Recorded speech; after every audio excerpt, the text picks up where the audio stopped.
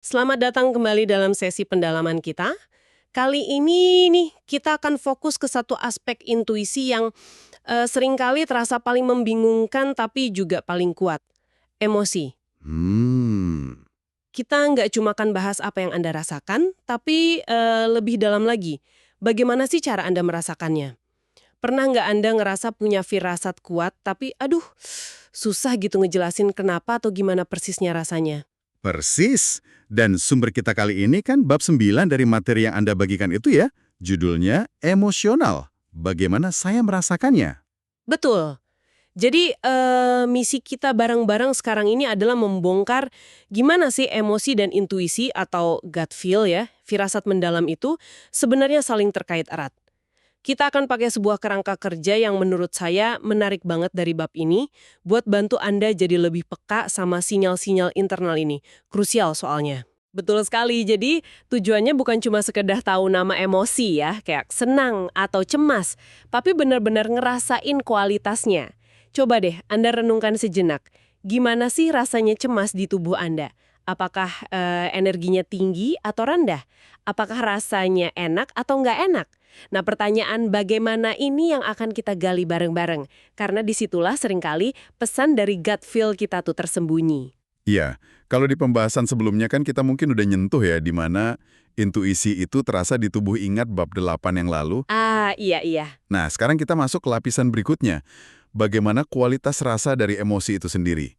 Ini dia inti dari bab 9 yang akan kita kupas tuntas. Oke, mari kita mulai. Sumber ini kan memperkenalkan sebuah alat bantu yang menurut saya sih mencerahkan banget ya. Model circumflex emosional dari James A. Russell. Bisa dibilang ini kayak semacam peta gitu ya buat navigasi lautan emosi kita yang kadang terasa wah kacau banget. Gimana cara kerja peta ini? Jadi, peta ini pada dasarnya memetakan emosi kita itu pada dua sumbu utama. Sumbu pertama, yang horizontal, itu namanya valensi, valence. Valensi, oke. Ini ngukur kualitas perasaannya. Apakah emosi itu rasanya menyenangkan atau nggak menyenangkan. Di sisi positifnya ada rasa bahagia, gembira, puas gitu. Hmm, Di sisi negatifnya ada sedih, marah, takut. Nah, kerangka ini juga diperkaya oleh pemikiran peneliti lain, kayak David Watson dan Auke Tellegen, yang juga menekankan perbedaan antara afek positif dan negatif ini. Jadi, ini bantu kita lihat spektrum perasaan lebih jernih aja. jadi valensi ini intinya soal enak nggak enaknya perasaan itu ya, gampangnya gitu ya. Lalu sumbu kedua, Nah, sumbu kedua, yang vertikal, itu adalah keterbangkitan atau arousal. arousal. Ya, arousal. Ini soal tingkat energi atau intensitas fisiologis dari emosi itu. Apakah emosinya bikin Anda ngerasa menyala, gitu berenergi tinggi, kayak pas gembira, panik, atau marah? Hmm. Atau justru bikin Anda ngerasa redup, energinya rendah, kayak pas tenang, bosen, atau lelah?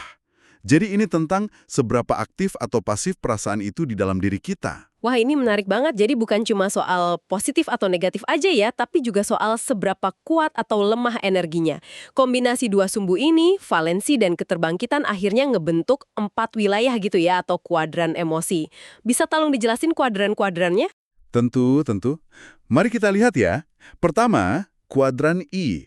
Ini ada di kanan atas. Artinya, valensi positif, keterbangkitan tinggi. Oke. Di sini ada emosi yang rasanya emak dan energinya tinggi.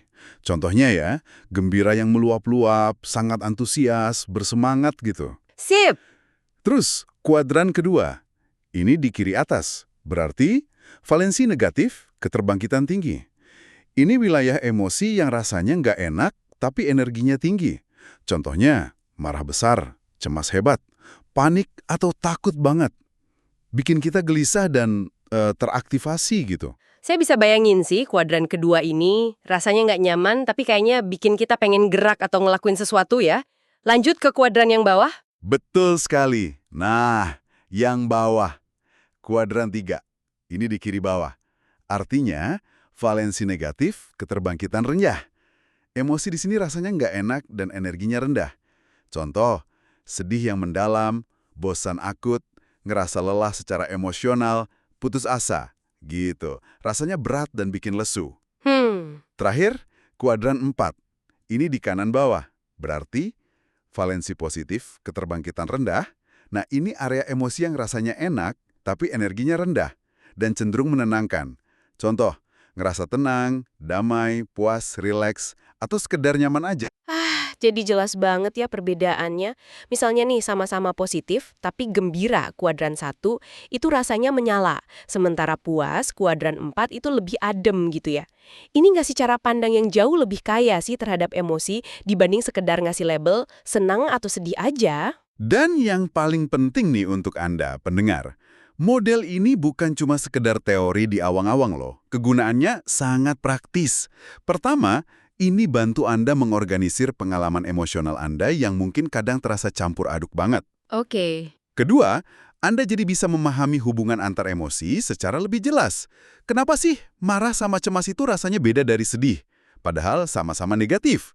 Nah, jawabannya ada di tingkat keterbangkitannya itu. Itu poin penting sih. Seringkali kita cuma fokus di rasanya enak atau enggak, tapi lupa soal energinya gimana. Padahal perbedaan energi itu bisa jadi sinyal yang penting banget ya. Tepat sekali. Dan yang ketiga, model ini seperti yang dikembangkan lebih lanjut oleh Russell bareng Albert Mehrabian, bahkan bisa bantu Anda memprediksi gimana Anda mungkin bereaksi secara emosional dalam situasi tertentu. Mengenali wilayah mana di peta emosi ini yang sering Anda kunjungi atau rumah emosi Anda, itu bisa buka pemahaman mendalam tentang diri Anda sendiri. Dan disinilah kaitan kuatnya dengan intuisi mulai kelihatan. Nah, gimana tuh kaitan spesifiknya sama intuisi atau gut feel? Gini, gut feel itu kan seringkali nggak datang sebagai pesan verbal yang jelas ya, tapi lebih sebagai perasaan. Iya, benar. Nah, model ini tuh ngasih kita bahasa untuk memahami nuansa perasaan itu. Ketika Anda mulai terbiasa ngenalin di mana posisi emosi Anda di peta ini, gimana valensi dan keterbangkitannya, Anda akan lebih cepat nangkep pergeseran atau anomali, sesuatu yang ganjil gitu. Oh, Misalnya nih, Anda biasanya tenang aja kuadran I4 pas ngadepin situasi X, tapi kok tiba-tiba kali ini Anda ngerasa gelisah banget kuadran 2.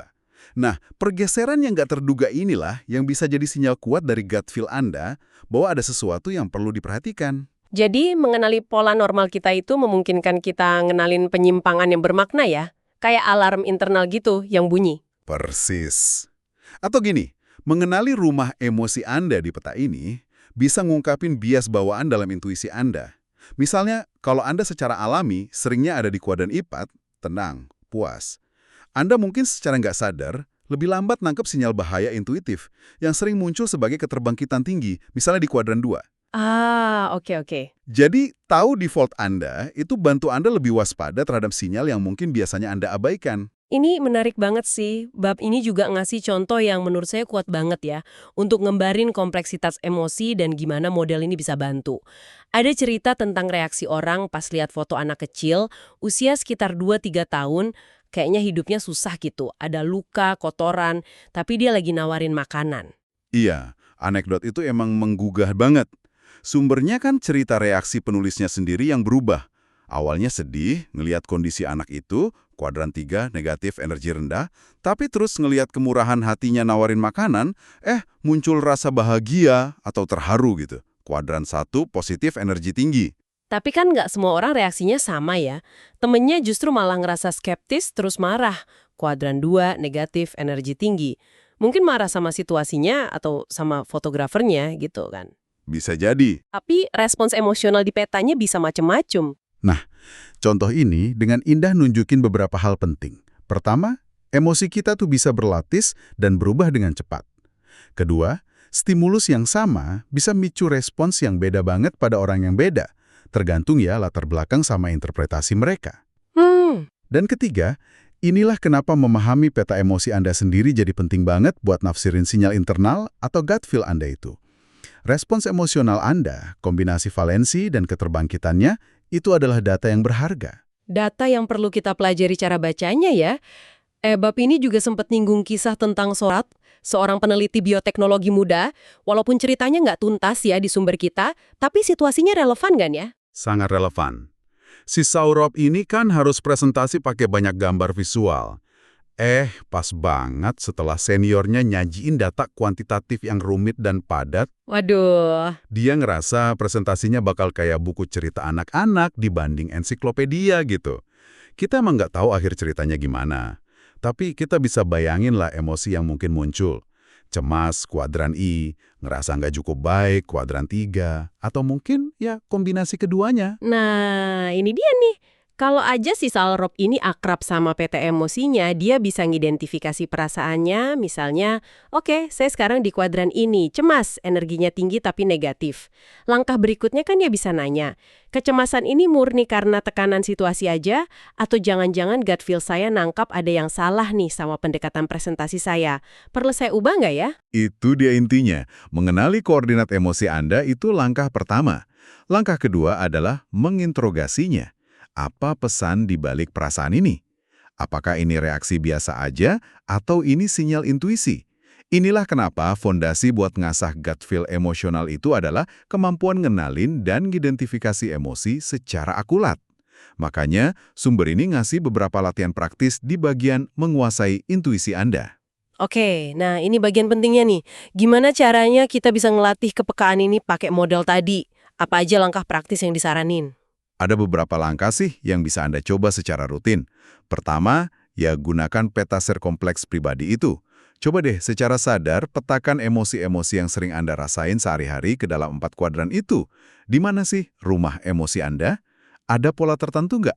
Mungkin Anda sering main di kuadran energi rendah, II dan 4, atau sebaliknya, malah sering di energi tinggi, 1 dan 2. Jadi kayak semacam self-assessment emosional gitu ya pakai peta itu. Oke, langkah kedua. Mulai dari dasar. Coba identifikasi 4 emosi inti. Bahagia, sedih, takut, marah. Kapan biasanya Anda ngerasain masing-masing? Apa pemicu umumnya? Terus, gimana rasanya di tubuh Anda? Bukan cuma namanya aja, tapi perhatiin juga valensi dan keterbangkitannya. Oke. Ketiga, Ketiga, beri label secara berkala. Ini kayak bikin jurnal emosi mini gitu. Coba deh beberapa kali sehari, jeda sebentar, terus tanya, apa ya yang saya rasain sekarang? Kalaupun sulit nemuin kata yang pas, paling nggak tentuin posisinya.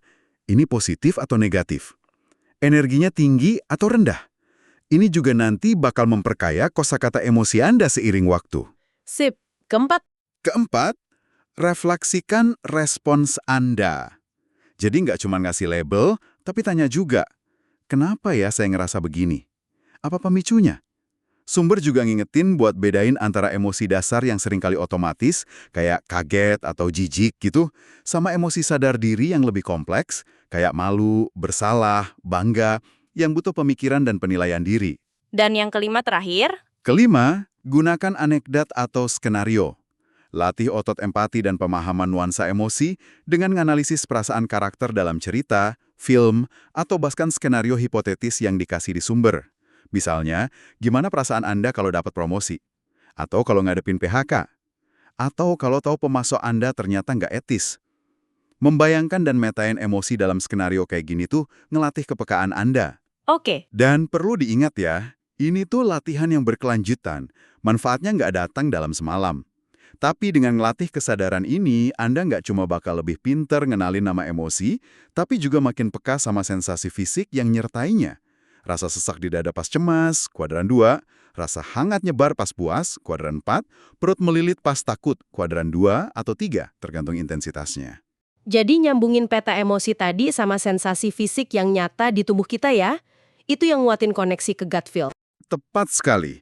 Kesadaran emosional yang lebih tajam ini, pemahaman mendalam tentang bagaimana Anda merasa, di mana lokasinya di peta valensi keterbangkitan itu, dan gimana rasanya di tubuh, itu bakal jadi aset yang luar biasa banget. Ini bantu Anda ngadepin tantangan lebih baik, komunikasi lebih efektif, karena Anda paham perasaan Anda dan bisa ngomonginnya, dan yang terpenting, bikin keputusan yang lebih selaras sama diri Anda yang sejati. Pada akhirnya, inilah cara Anda memperkuat dan mempercayai intuisi atau gut feel Anda. Oke. Mari kita tarik benang merahnya nih. Jadi inti dari pembahasan kita hari ini tuh bahwa memahami bagaimana kita merasakan sesuatu, kualitas senangnya, valensi, dan intensitas energinya keterbangkitan lewat model sirkumples emosional itu adalah kunci buat ngasah gut feel. Peta ini bantu kita ngenalin pola emosi kita dan yang lebih penting lagi, ngenalin pas ada alarm atau penyimpangan dari pola itu yang bisa jadi itu bisikan intuisi. Jadi apa artinya semua ini secara praktis buat Anda yang lagi dengerin?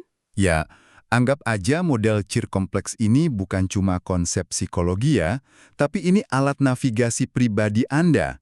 Dengan secara aktif ngeluangin waktu buat merhatiin lanskap emosional internal Anda, gimana rasanya, di mana kira-kira posisinya di peta valensi keterbangkitan itu, Anda sebenarnya lagi ngelatih dan mempertajam kompas intuisi Anda. Anda belajar ngenalin sinyal-sinyal halus yang sebelumnya mungkin Anda abaikan atau salah artikan. Ini tentang mengubah perasaan yang tadinya kabur jadi data yang bisa Anda gunakan. Nah, sebagai penutup nih, mungkin ada satu hal yang bisa Anda coba langsung deh setelah ini. Lain kali Anda ngerasain emosi yang cukup kuat apapun itu, jangan buru-buru ngasih nama terus berhenti di situ. Coba deh tanya sama diri Anda. Di mana ya perasaan ini di peta emosi saya? Energinya tinggi atau rendah? Rasanya enak atau nggak enak? Dengan ngegali pertanyaan bagaimana ini bukan cuma apa, mungkinkah Anda justru lagi ngebuka lapisan pemahaman yang lebih dalam dari gut feel Anda? Sesuatu untuk direnungkan dan dicoba ya.